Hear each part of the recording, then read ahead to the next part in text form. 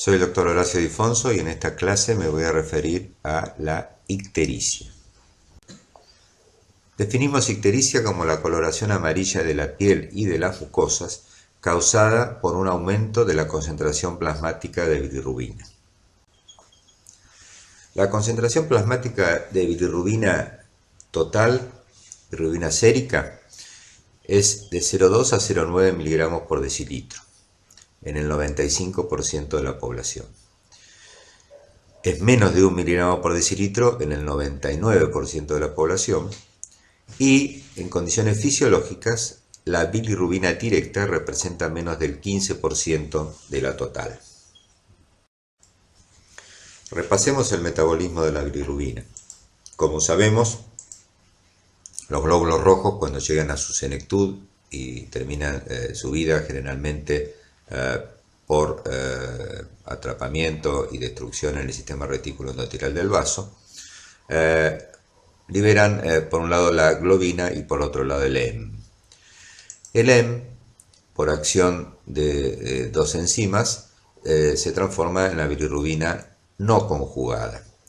La bilirrubina no conjugada es conjugada en el hígado a través de dos procesos enzimáticos, y la bilirrubina conjugada es transportada a la bilis, pasa hacia el intestino, una parte pequeña se reabsorbe y hace el circuito enterohepático de reciclamiento, otra parte se transforma en urobilinógeno y se elimina por los riñones, y la parte que no vuelve al hígado ni se elimina por los riñones se transforma en estercobilinógeno que se excreta en la materia fecal.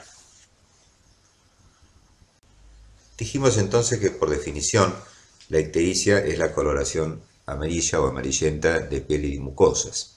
Ahora bien, es más fidedigna observar esta coloración para diagnosticar o sospechar clínicamente ictericia en las mucosas que en la piel, porque en la piel puede tener variaciones de esa coloración no debidas a hiperbilirrubinemia, por ejemplo por cuestiones raciales. Y a nivel de las mucosas, probablemente el lugar más adecuado para observar esa coloración amarilla es la conjuntiva ocular, tanto la conjuntiva tarsal y sobre todo la conjuntiva vulvar, o sea, la conjuntiva que recubre la esclerótica, como ven en esta foto, donde se ve claramente amarillenta.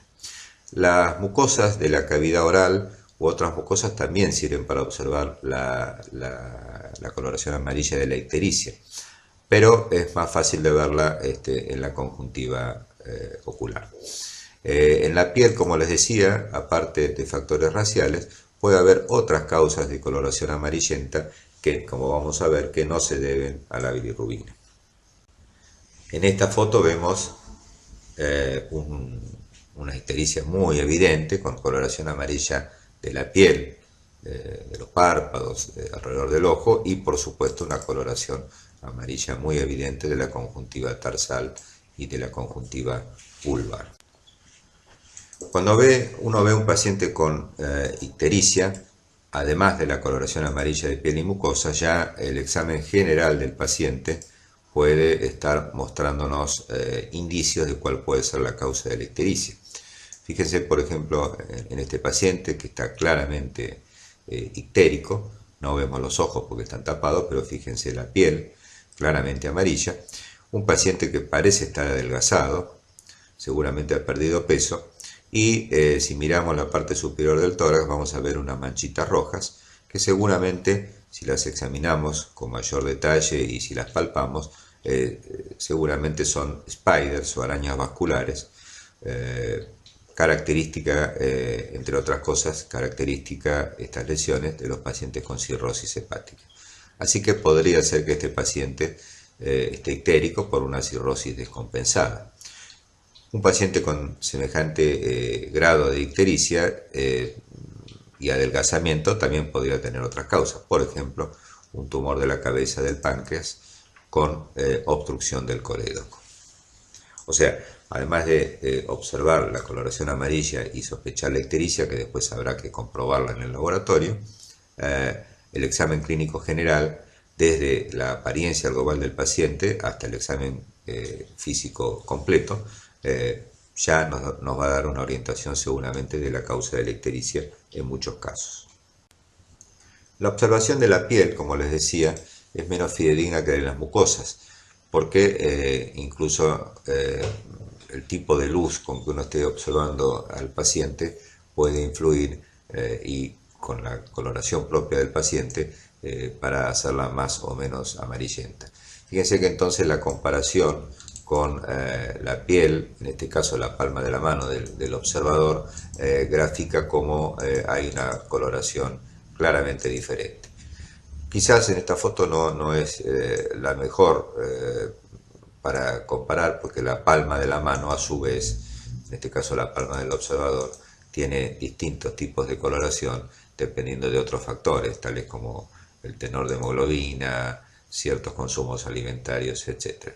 Pero bueno, comparar ante casos no tan evidentes la coloración de la piel con la coloración de la piel supuestamente normal del observador, puede también llevarnos a conclusiones acertadas.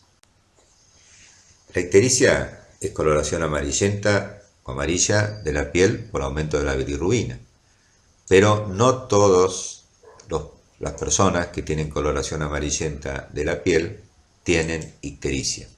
Este dibujito, por supuesto, cómico, representa para recordar que no todo lo que es amarillo en la piel siempre es ictericia. Esto último que hemos dicho es válido sobre todo para una causa bastante frecuente de coloración amarillenta de la piel, sobre todo, como se ve en esta foto, en la palma de las manos y también en la planta de los pies, una coloración amarillenta, a veces con un tono anaranjado, fíjense comparado con una palma normal, y que no se debe a ictericia. Seguramente si observamos las mucosas de este paciente, como la conjuntiva, la mucosa de la conjuntiva oral, veremos que no está amarillenta. Bueno, esta situación de las palmas de las manos y plantas de los pies es muy característica de la hipercarotinemia, o sea, cuando uno tiene un exceso de carotenos en la sangre, y los carotenos provienen de la alimentación.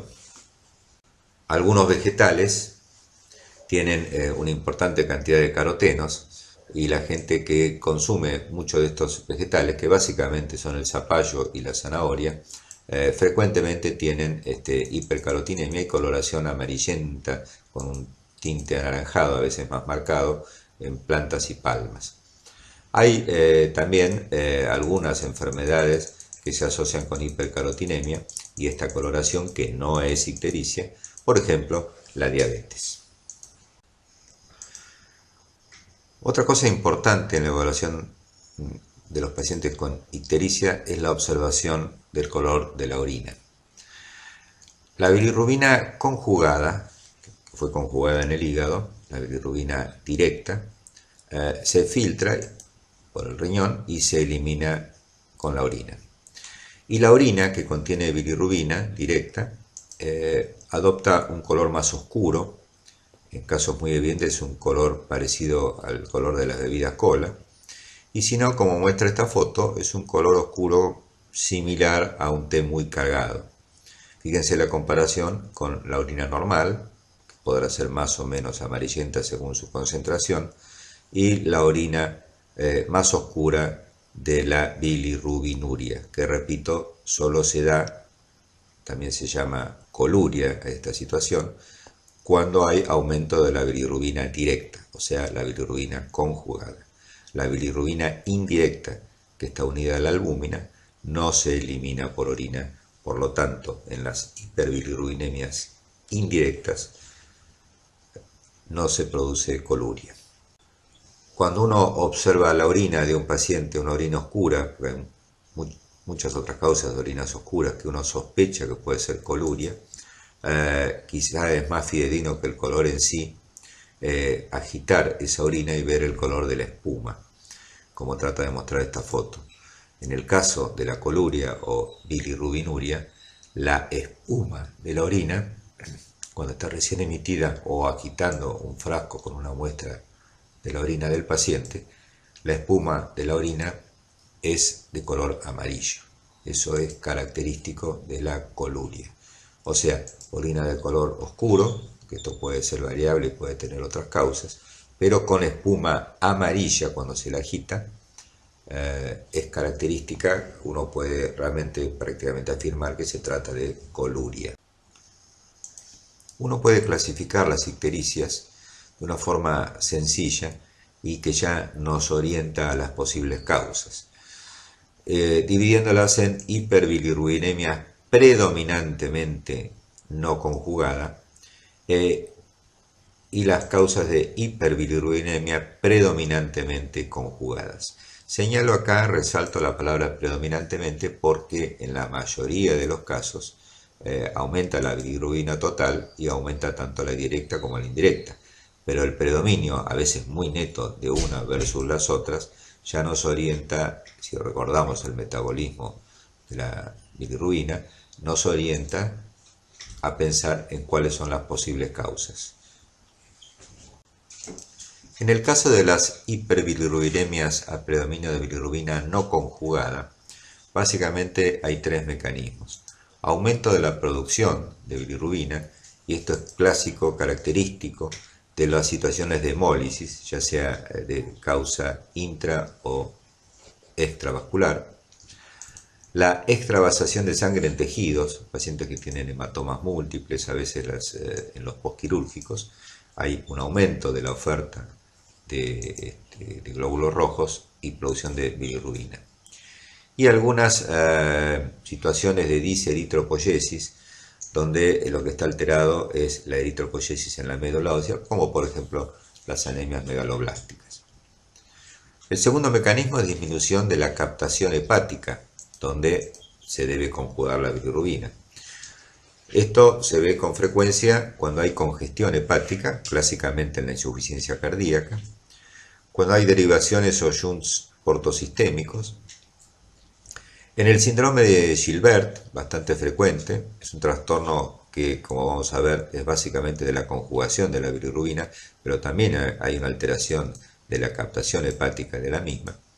Y algunos fármacos, como la rifampicina, que se utiliza en el tratamiento de la tuberculosis o en otras infecciones, pueden provocar también disminución de la captación hepática. Y el tercer mecanismo es directamente disminución de la conjugación en el hígado.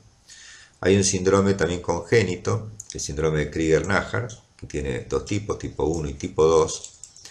El tipo 1 solo se ve en niños pequeños y es el más grave. En general no hay adultos porque no se puede llegar a la vida adulta con un síndrome de Krieger-Najjar tipo 1. Pero el síndrome de Krieger-Najjar tipo 2 es más leve y hay pacientes adultos jóvenes en general con hiperbilirrubinemias a predominio indirecta debido a este síndrome. Más frecuentemente aún es el mencionado síndrome de Gilbert, donde hay un trastorno de la conjugación, además de un trastorno de la captación hepática, e incluso hay una discreta disminución de la sobrevida de los glóbulos rojos. Todo esto contribuye a aumento de la bilirrubina indirecta. El síndrome de Gilbert es bastante frecuente en gente joven, y lo que hay que recordar que aumenta la bilirrubina indirecta, pero en general a valores no muy altos.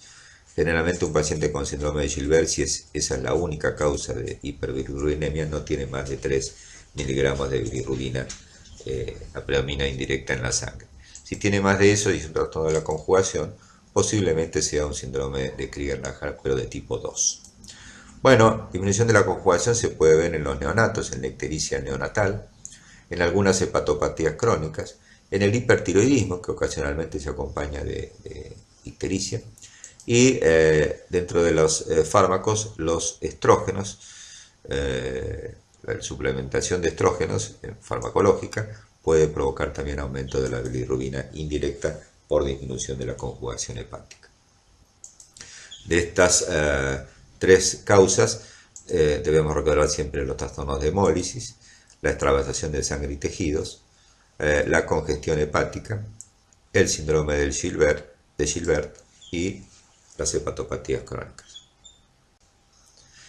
Cuando la ictericia se debe a hiperbilirrubinemia conjugada, entramos en el capítulo general de la colestasis.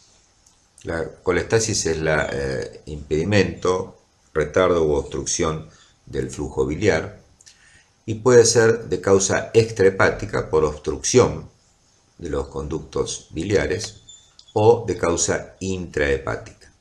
Dentro de las colestasis extrahepáticas, las causas más comunes son, por supuesto, la litiasis biliar, los tumores de la vía biliar, de la ampolla de Vater o de la cabeza del páncreas, o tumores alrededor del hilio hepático, por ejemplo, por adenopatías que compriman la vía biliar. La colangitis esclerosante, que es una entidad de tipo autoinmune que va fibrosando los conductos biliares, sobre todo los pequeños, pero también los principales.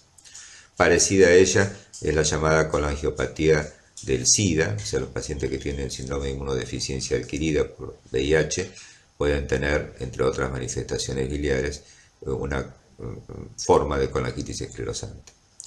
Las pancreatitis agudas y las pancreatitis crónicas a veces se acompañan de ictericia. En el caso de las agudas es más probable que no sea por la pancreatitis en sí, sino por la causa, generalmente la litiasis biliar. Pero a veces el edema pancreático de la pancreatitis produce compresión de la vía biliar. En el caso de las pancreatitis crónicas hay algunas formas llamadas pseudotumorales que agrandan la cabeza del páncreas y se comportan como si fuera un tumor de páncreas y en realidad es una inflamación crónica. Las estenosis postquirúrgicas, siempre hay que tener en cuenta si un paciente tiene antecedentes de cirugía de la vesícula y de la vía biliar y tiene ictericia, que pueda tener por una lesión quirúrgica y la cicatrización posterior alguna estrechez de la vía biliar y tener una hiperbilirrubinemia conjugada. Y es raro, pero existe la ictericia por obstrucción al flujo biliar provocada por parásitos intestinales como el ascaris, que desde el intestino se introducen al colédoco. Esto, por supuesto, es poco frecuente, pero existe. En cuanto a las hiperbilirrubinemias conjugadas por colestasis intrahepática, o sea que la causa no está en la vía biliar extrahepática, tenemos unas cuantas. Las hepatitis virales producen ictericia básicamente por colestasis intrahepática.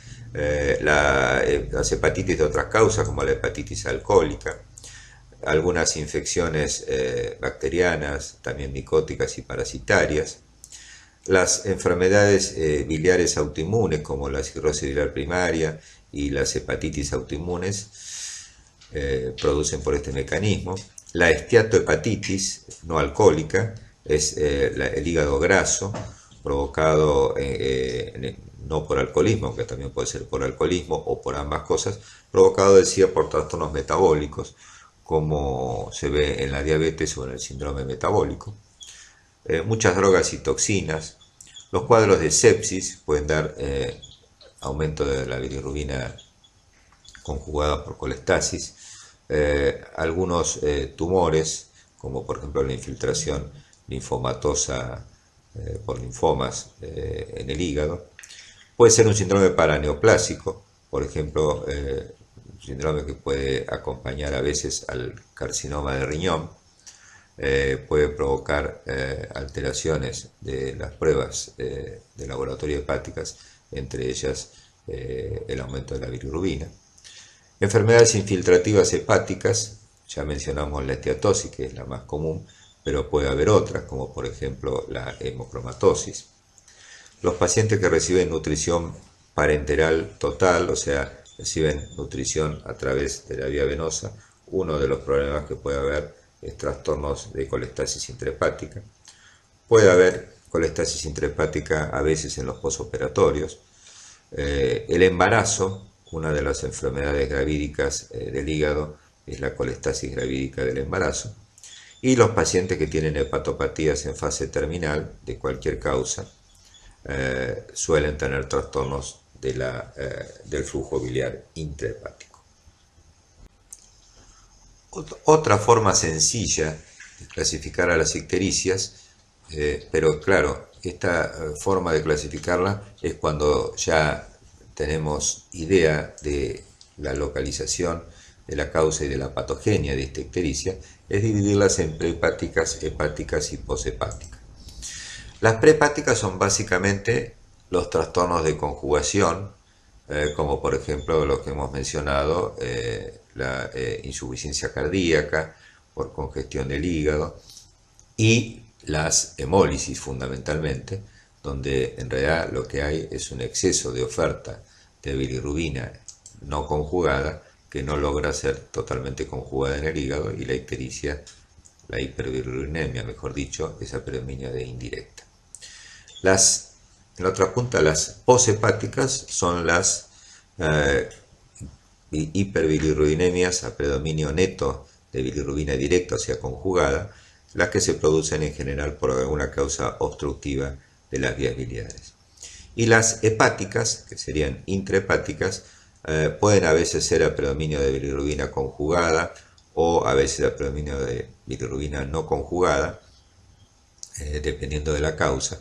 Generalmente tienen aumento de la bilirrubina de ambas formas y se ven en las colestasis intrahepáticas o otras enfermedades, las que hemos mencionado, que involucran el hígado y tienen o trastornos de la conjugación o trastornos del flujo biliar, o sea, colestasis. Habíamos mencionado que las hiperbilirubinemias son siempre a predominio de directa o indirecta, no totalmente una u otra. Por ejemplo, en trastornos hereditarios de la conjugación de la bilirrubina se reduce aún más la proporción de bilirrubina conjugada, que recordamos que en condiciones fisiológicas es menos del 20%. En cambio, en la obstrucción biliar o en las enfermedades hepatocelulares aumentan tanto la bilirrubina no conjugada como la conjugada, lo que ocurre que va a ser a predominio, sobre todo en la obstrucción biliar, a neto predominio de la bilirrubina conjugada. Pero también va a estar aumentada, además de la bilirrubina total, la bilirrubina indirecta.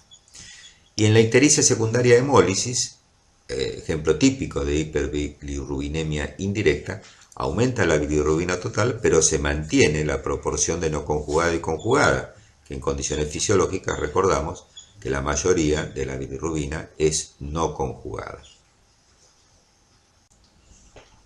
En este dibujo se grafican la mayoría de las causas, muchas de las cuales ya hemos mencionado, de aumento de la bilirrubina. Fíjense en la parte de arriba, desde el hepatocito, como las hepatitis virales, la hepatitis alcohólica, la cirrosis, algunos tóxicos, ya sea en la parte proximal del hepatocito, en su interior, o en el polo distal, donde ahí están, por ejemplo, la colestasis del embarazo, la colestasis intrahepática recurrente benigna, algunas drogas, etc. Luego tenemos en todo el árbol biliar distintas formas de compromiso, generalmente de colestasis, como la cirrosis biliar primaria, la sarcoidosis u otras enfermedades granulomatosas, los tumores de la vía biliar como el colangiocarcinoma, los cálculos y las colangitis esclerosantes.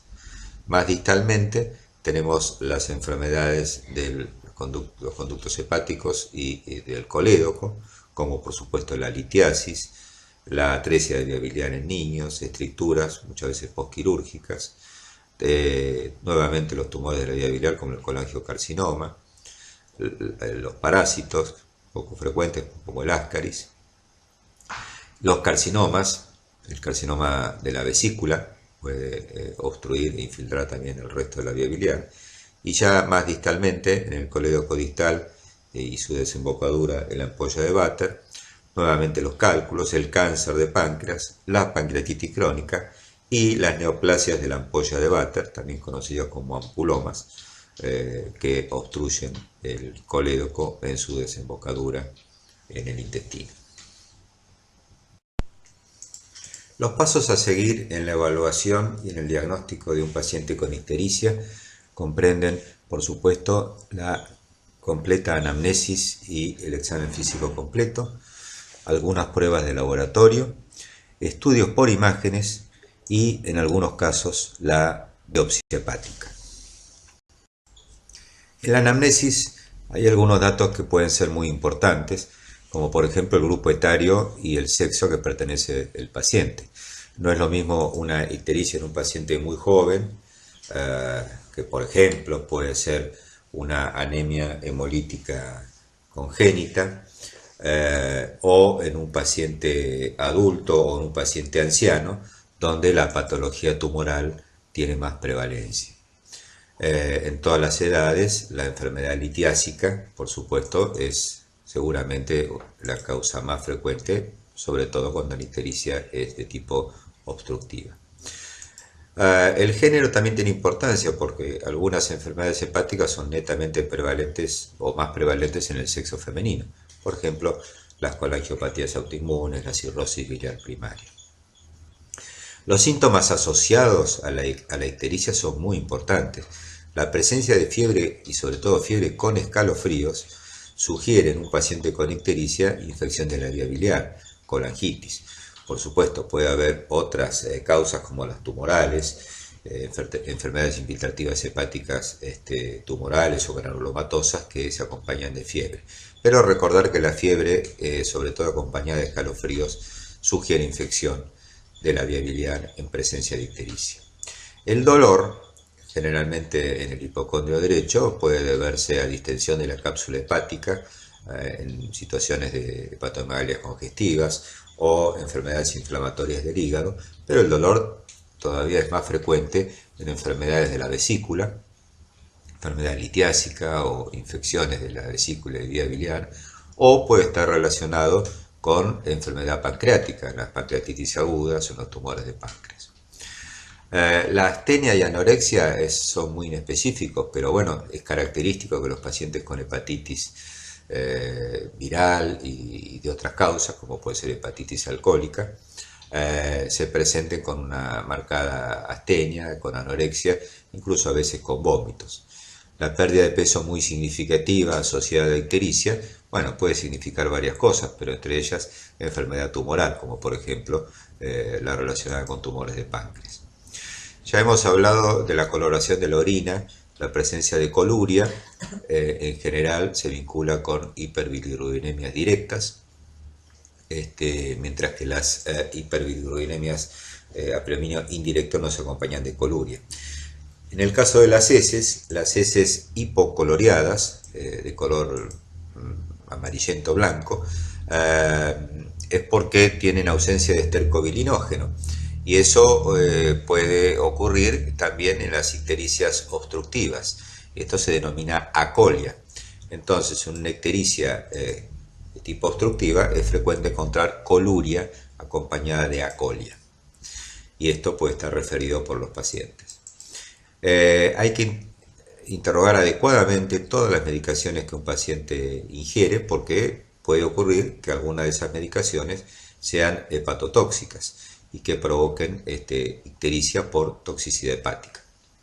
Algunos antibióticos, los antituberculosos, los antiinflamatorios no esteroides, etc. La lista es larga, pero hay que investigar bien qué medicación toman los pacientes. Lo mismo que el uso de drogas, en este caso referido a drogas de uso ilícito, porque la adicción a ciertas drogas puede provocar toxicidad hepática. Los factores de riesgo para padecer hepatitis viral, como pueden ser las actividades sexuales, el uso también de drogas inyectables, el viaje a zonas endémicas de hepatitis, sobre todo por virus A, o por ejemplo un paciente que esté en diálisis, en hemodiálisis, pueden sugerir que una ictericia está vinculada a hepatitis infecciosa. Cirugías previas, como dijimos antes, si el paciente ha tenido una cirugía hepatobiliar, puede llegar a haber tenido una lesión de la vía biliar que ahora se esté manifestando por una estenosis cicatricial y la presencia de ictericia. La historia de enfermedades hereditarias, algunas hepáticas, otras hematológicas, puede vincularse con el cuadro de ictericia actual. Es muy importante la serología de HIV o VIH, porque ahí se abre un espectro amplio de posibilidades ante un paciente HIV positivo con ictericia. Como hemos mencionado, los viajes, sobre todo a zonas endémicas de hepatitis, y a algunas otras viajes a localidades o situaciones que estén expuestos a otras infecciones, como por ejemplo leptospiras, puede ser importante. Y la exposición a cualquier tóxico, por ejemplo tóxicos ambientales o tóxicos como por ejemplo algunos hongos tóxicos, pueden provocar cuadros de ictericia, generalmente o muchas veces acompañados de hepatitis graves. Con respecto al interrogatorio y en particular el uso de tóxicos, hay algunas adicciones, como por ejemplo la del alcohol, que no siempre es fácil que el paciente lo refiera rápidamente. Esta diapositiva irónica hace alusión a ese tipo de situaciones, que por ahí la cantidad de alcohol o de bebida alcohólica que el paciente ingiere para él es normal o habitual, y resulta que está tomando cantidades verdaderamente tóxicas. Así que esto hay que interrogarlo cuidadosamente, lo mismo que otro tipo de adicciones que por ahí no son fácilmente referidas por los pacientes. Bueno, continuando con la evaluación de la ictericia, el examen físico, que como siempre decimos tiene que ser completo. Tiene cierta importancia semiológica la tonalidad de la ictericia, la división clásica en ictericia flavínica, rubínica, verdínica y melánica. Es, digamos, de importancia relativa, pero bueno, las ictericias flavínicas suelen ser las ictericias por anemias hemolíticas, donde el paciente tiene el tono amarillento, pero además tiene palidez. Las ictericias verdínicas son aquellas ictericias colestáticas que llevan cierto tiempo, a predominio entonces de bilirrubina directa, donde por metabolismo del pigmento de la bilirrubina depositado en la piel y en las conjuntivas, se va tornando verdoso por metabolismo de la bilirrubina. Un extremo de ella, ya en ictericias obstructivas de larga data, es que se vaya haciendo la piel más oscura. Esto es menos frecuente, se denomina ictericia melánica. Y las ictericias rubínicas serían básicamente las que no son ni flavínicas ni verdínicas. Ictericias a veces acompañadas de cierto enrojecimiento de la piel, la verdad que no es muy frecuente, y clásicamente se adjudicaba a la ictericia de las hepatitis virales. Ya hemos mencionado la observación de la orina, de la espuma de la orina, y la observación de las heces en búsqueda de coluria y de acolia o hipocolia. La hiperpigmentación cutánea en un paciente con ictericia, bueno, puede ser de importancia porque puede estar vinculada con ciertas enfermedades hepáticas, como por ejemplo la sobrecarga de hierro y las hemocromatosis. La presencia de xantomas cutáneos, los xantomas son acumulaciones de lípidos en algunas partes de la piel. Cuando están en la zona de los párpados se denominan xantelasmas, y estos xantomas se vinculan muchas veces con dislipemias y algunas enfermedades hepáticas como la cirrosis biliar primaria pueden acompañarse de la presencia de xantomas hepáticos.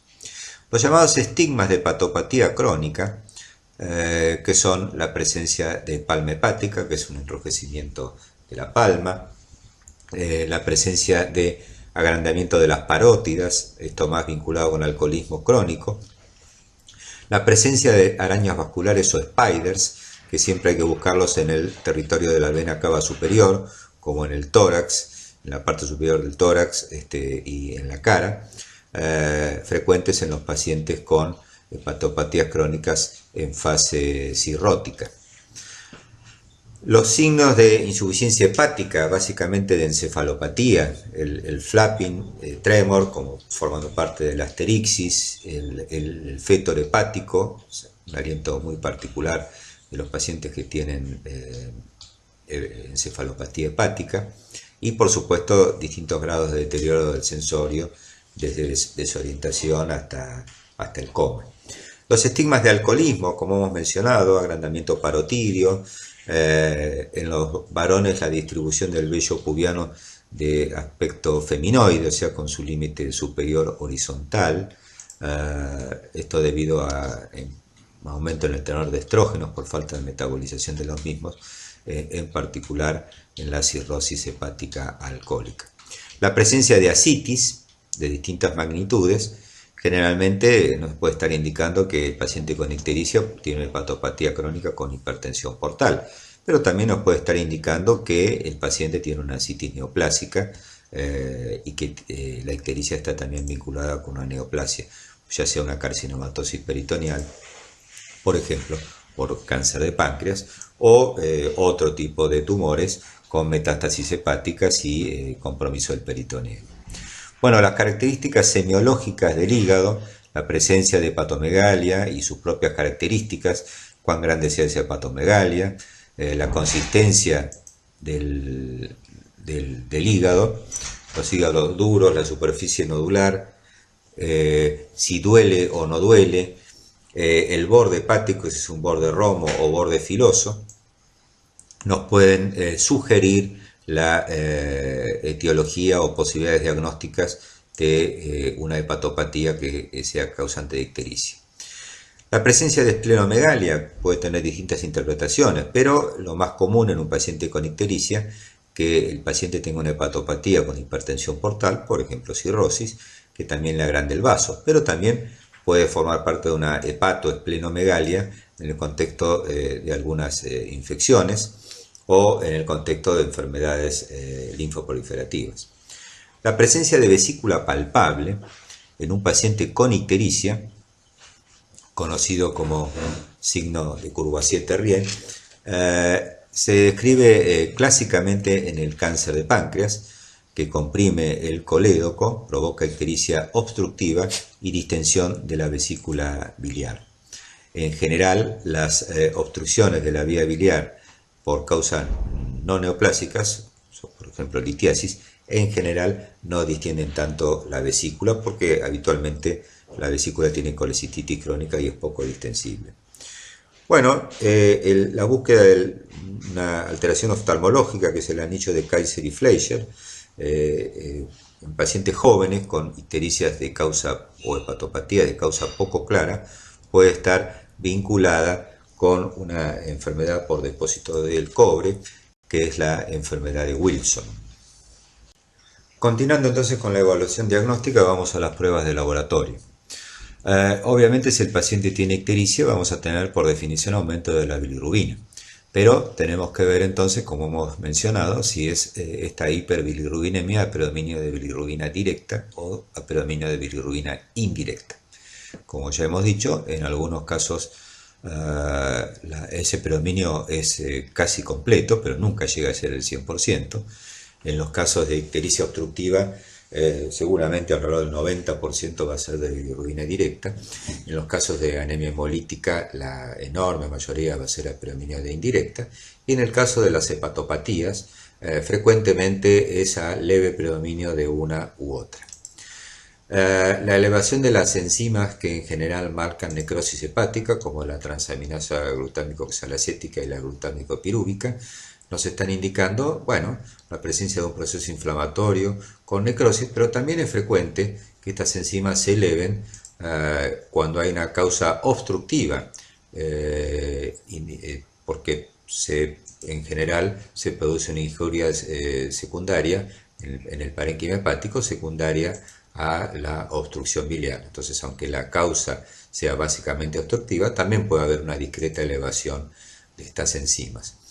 Cuando las enzimas de necrosis se deben a hepatopatías frecuentes como las virales, la hepatitis viral, en general es a neto predominio de la TGP por sobre la TGO. Pero cuando son tóxicas, y muy en particular con la hepatopatía alcohólica, y específicamente la hepatitis alcohólica aguda, la elevación de las transaminasas suele ser a predominio de la TGO por sobre la TGP. Bueno, las enzimas que marcan colestasis, ya sea intrahepática o extrahepática por obstrucción biliar, son básicamente tres que usamos en la práctica: la fosfatasa alcalina, la gamma-glutamil transpeptidasa o gamma-GT y la 5' nucleotidasa. En el caso de la fosfatasa alcalina, es una enzima que se puede presentar elevada en varios tipos de patologías de muy distinta índole porque tiene distintos orígenes. Uno de ellos es el sistema hepatobiliar. Pero el otro origen frecuente de elevación de la fosfatasa alcalina es en patologías óseas, sobre todo patologías óseas con aumento de la actividad osteoblástica. Justamente las otras dos enzimas, la gamma-GT y la 5-nucleotidasa, nos son útiles para que ante la elevación de la fosfatasa alcalina, si no es muy evidente la causa, si estas dos enzimas o alguna de estas dos enzimas también están elevadas, bueno, nos están indicando que muy probablemente la elevación de la fosfatasa alcalina sea de origen hepático. Mientras que si la gamma-GT y la 5-nucleotidasa son normales, quizás, y siempre enmarcado en el cuadro clínico correspondiente, la fosfatasa alcalina elevada sea de origen óseo. También se pueden dosar las isoenzimas de fosfatasa alcalina para ver si es hepática u ósea, pero eso es mucho más engorroso en el laboratorio y habitualmente no disponible. Bueno, la otra enzima, la láctico deshidrogenasa, también tiene muchas fuentes de origen, pero bueno, por ejemplo, en las anemias hemolíticas, la LDH elevada es característica porque una de las fuentes de esta enzima son justamente los glóbulos rojos. También puede estar elevada la láctico deshidrogenasa en algunas enfermedades hepáticas y es bastante frecuente que en las hepatomegalias congestivas, por ejemplo por insuficiencia cardíaca, además de tener elevación de las transaminasas y a veces de la fosfatasa alcalina, suele haber elevaciones bastante más importantes de la LDH en ausencia de trastornos hemolíticos. Los estudios de coagulación, que básicamente los factores de coagulación dependen de la síntesis hepática, son muy importantes para valorar la función hepática. Así que el tiempo de protrombina, que depende de los factores de coagulación K dependientes, suele estar descendido en las hepatopatías agudas o crónicas severas, pero como puede estar también descendido cuando nos falta vitamina K, aunque la función hepática sea normal, por ejemplo ante una mala absorción de vitamina K o algunos fármacos, es muy útil el dosaje del factor 5, porque el factor 5 de la coagulación es de síntesis hepática, pero no es un factor K dependiente, de manera tal que ante un tiempo de protrombina bajo, uno puede dosar los factores K dependientes, que son el 2, el 7, el 9 y el 10, y van a estar descendidos. Pero si el factor 5 también está descendido, eso nos está indicando que no, lo que falta no es vitamina K, sino un trastorno de la síntesis hepática por insuficiencia hepática. El proteinograma electroforético también es útil porque nos puede mostrar en hepatopatías crónicas, como en la cirrosis, descenso de la albúmina, o sea, hipoalbuminemia, y frecuentemente en hepatopatías, sobre todo de origen inmunológico, como la hepatitis crónica autoinmune, la cirrosis de la primaria, pero también en la hepatopatía alcohólica suele haber aumento de las gamma globulinas de tipo policlonales.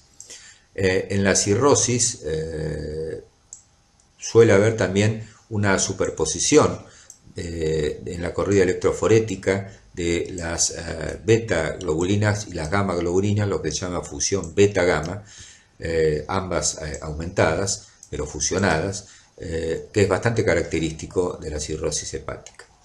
Bueno, el examen de orina, ya hemos hablado de su coloración. La ausencia de urobilinógeno en orina significa que no llega al tubo digestivo luego de la reabsorción en el tubo gastrointestinal, y la ausencia entonces de urobilina y urobilinógeno en orina hablaría de obstrucción de la vía biliar, pero en general no se utiliza en la práctica por ese motivo. Ya dijimos que en orina solo puede aparecer la bilirrubina directa, la indirecta no se filtra por el riñón.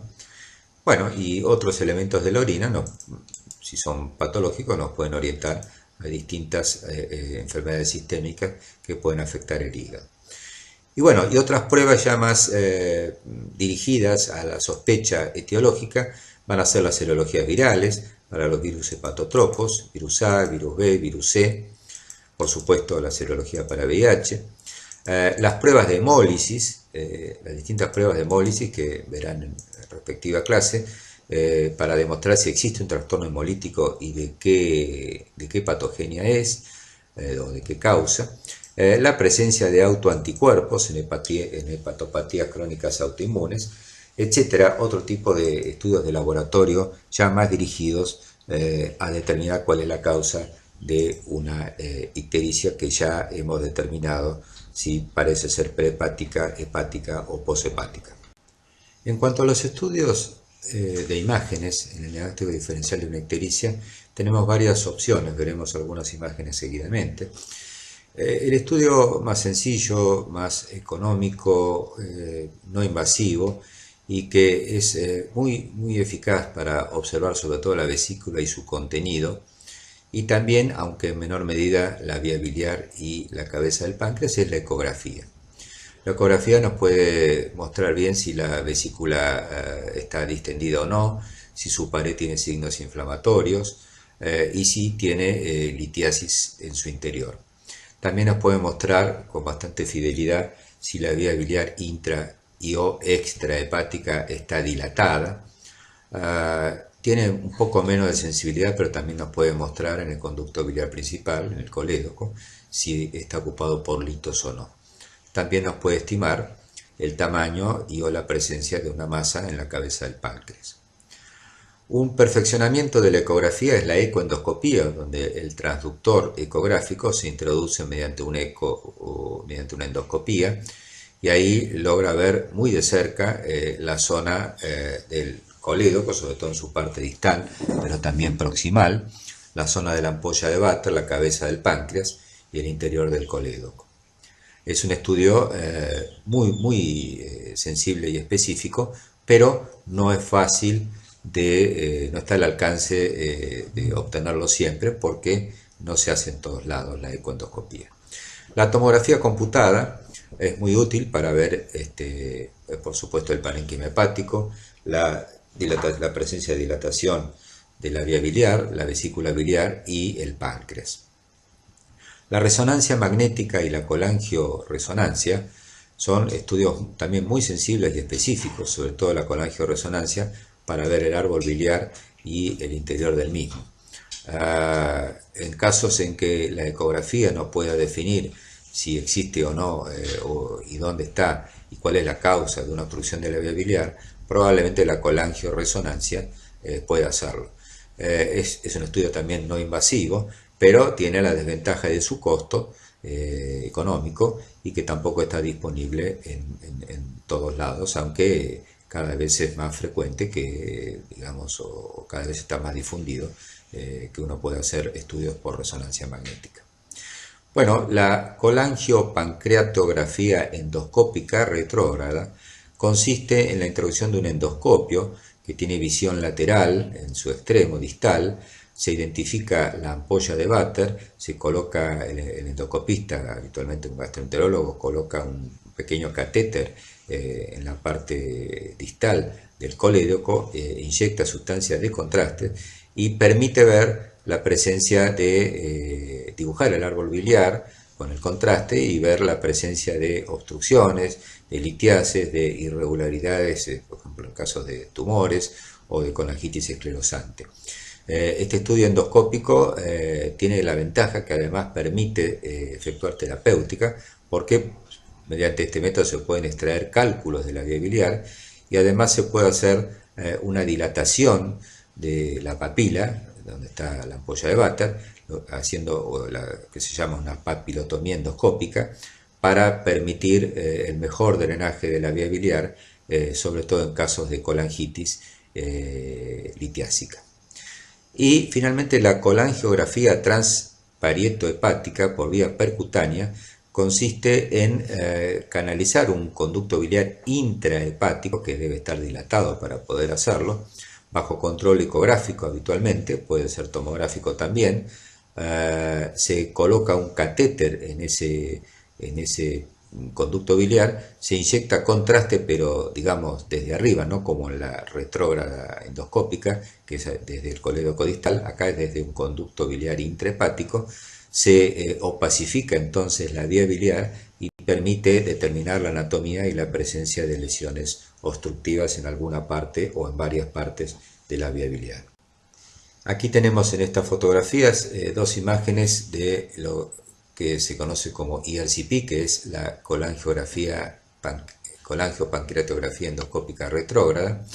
Fíjense que donde señalan las flechas, está señalando el colédoco, que está muy dilatado, con imágenes que no opacifican su luz en el interior, donde señalan las flechas, que seguramente, fíjense que son varias imágenes localizadas juntas, que seguramente son cálculos en la vía biliar. Fíjense en la imagen de la derecha, nuevamente, bueno, la imagen gruesa, densa, blanca, que se ve en ambos es el endoscopio, ¿no?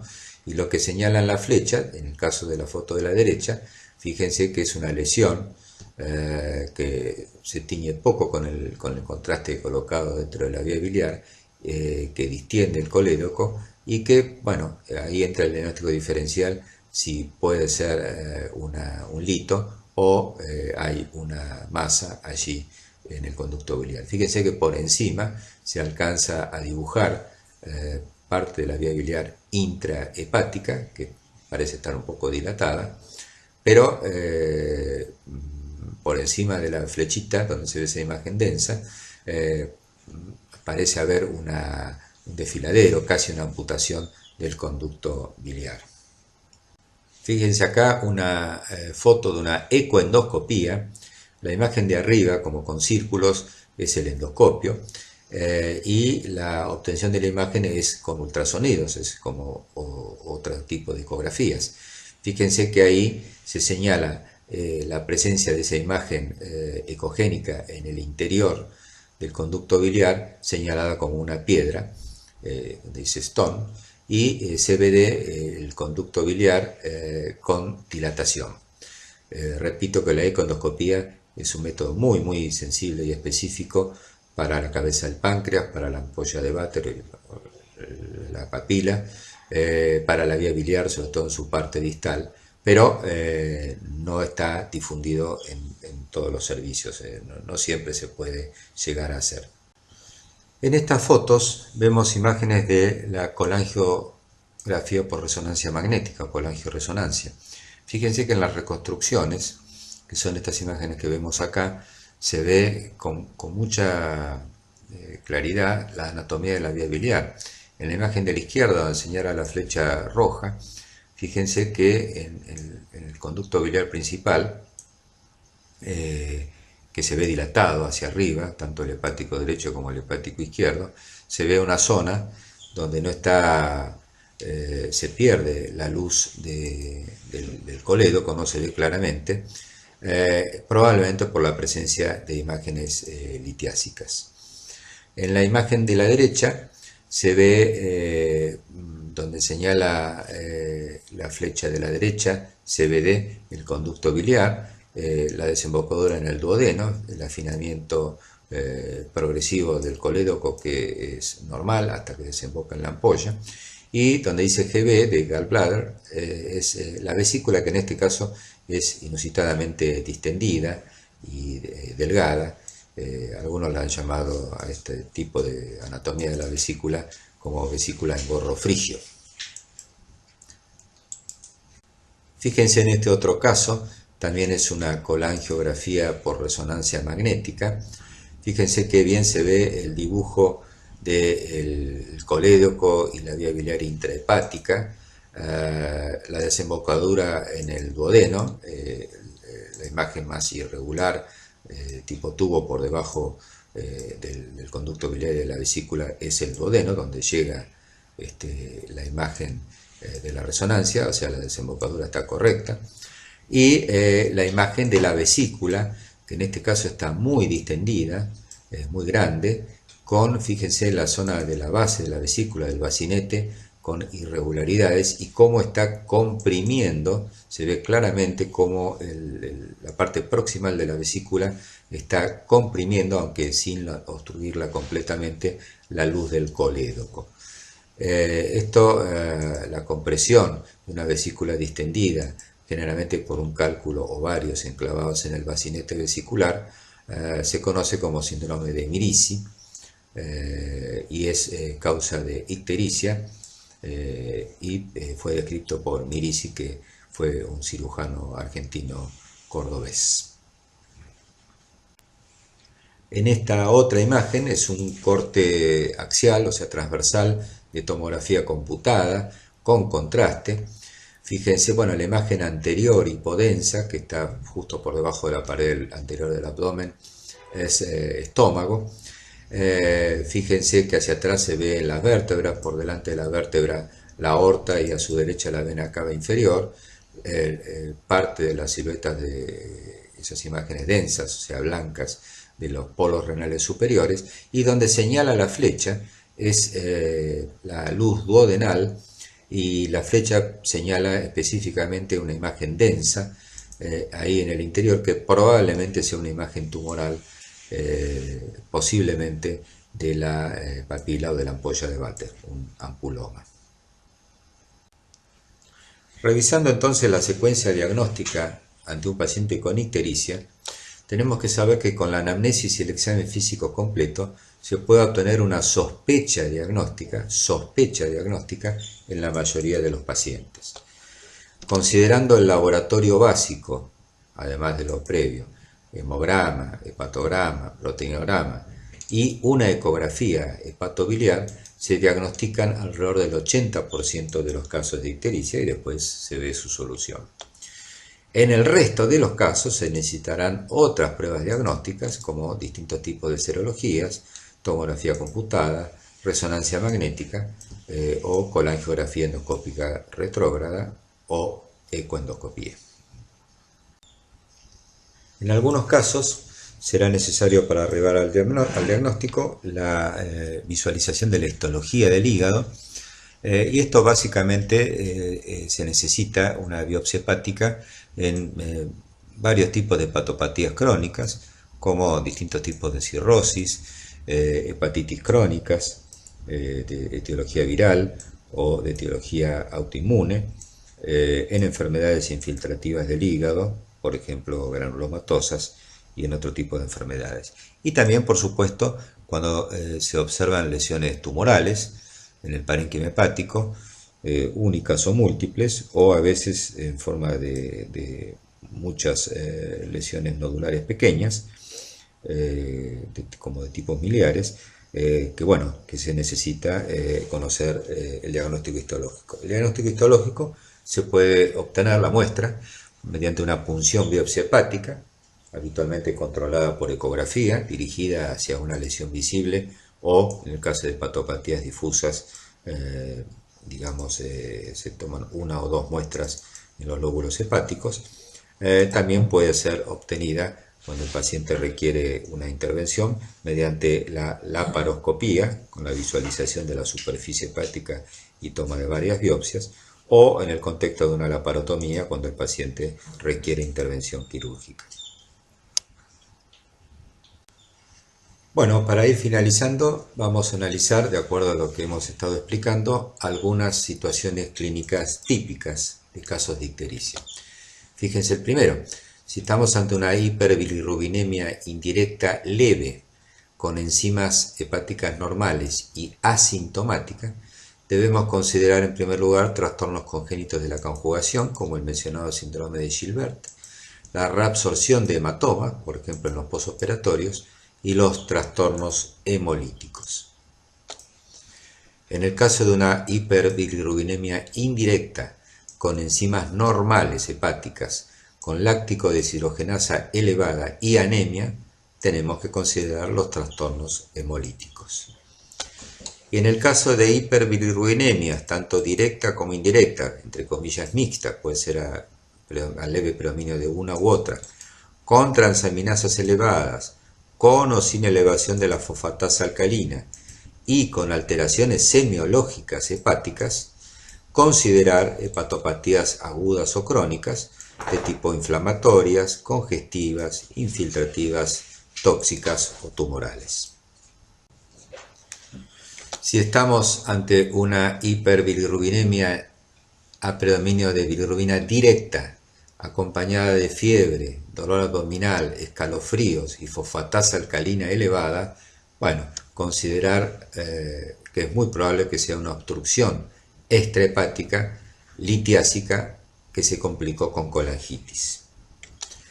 Y si estamos ante una hiperbilirrubinemia directa, acompañada de vesícula palpable, fosfatasa alcalina elevada y pérdida de peso, considerar que se trata de una obstrucción también extrahepática, pero de tipo neoplásica, básicamente un cáncer de la cabeza del páncreas. Bueno, hemos revisado el tema de ictericia, haciendo hincapié en los pasos de la evaluación diagnóstica y su diagnóstico diferencial y ejemplificando con las situaciones clínicas más típicas. Muchas gracias.